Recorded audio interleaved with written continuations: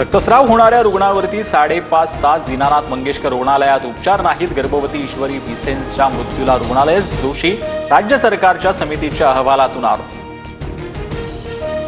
गर्भवती मृत्यू प्रकरणात दीनानाथ मंगेशकर रुग्णालयानं पत्रकार परिषद गुंडाळी। पत्रकार प्रश्न विचारत असताना संचालक डॉक्टर धनंजय केळकर निघून गेले।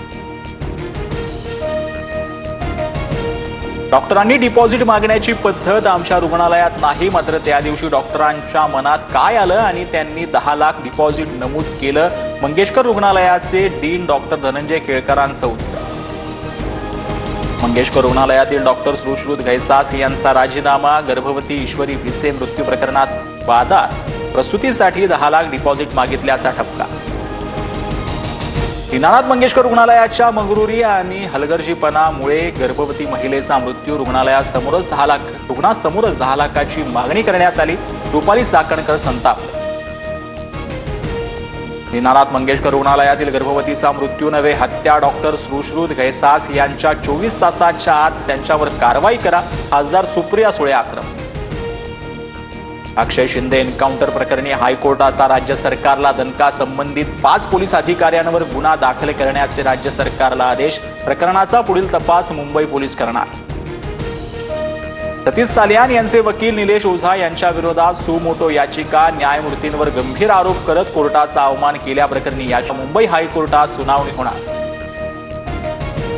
कुणाल कामराला मद्रास हायकोर्टाकडून दिलासा कायम। कामराला 17 एप्रिल पर्यंत अंतरिम संरक्षण, तर खार पोलीस ठाण्यातील FIR रद्द करण्यासाठीच्या याचिकेवरील सुनावणी उद्या होणार। राज ठाकरेंविरोधात सुप्रीम कोर्टात याचिका। राज ठाकरेंच्या भडकाऊ भाषणामुळे हिंदी भाषिकांवर हल्ला होतोय। उत्तर भारतीय विकास सेना प्रमुख सुनील शुक्लांची याचिका। निवडणूक आयोगानं मनसेची मान्यता रद्द करण्याची मागणी।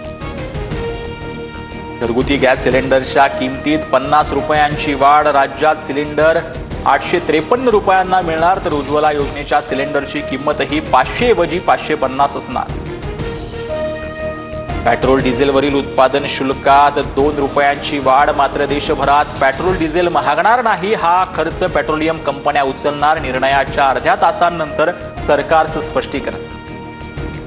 शेवटी मोदींनी टेरिफला चोख प्रत्युत्तर दिलं। अमेरिकेनं भारतावर लावलेल्या 26% टेरिफवरून राहुल गांधींची मोदींवर टीका।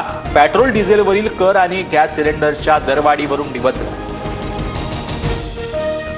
संत ज्ञानेश्वर माऊलींच्या पालखीचं 19 जूनला प्रस्थान। आळंदीच्या आजोळखर गांधीवाड्यातून प्रस्थान करणार। 5 जुलैला पालखी पंढरपुरात दाखल होणार।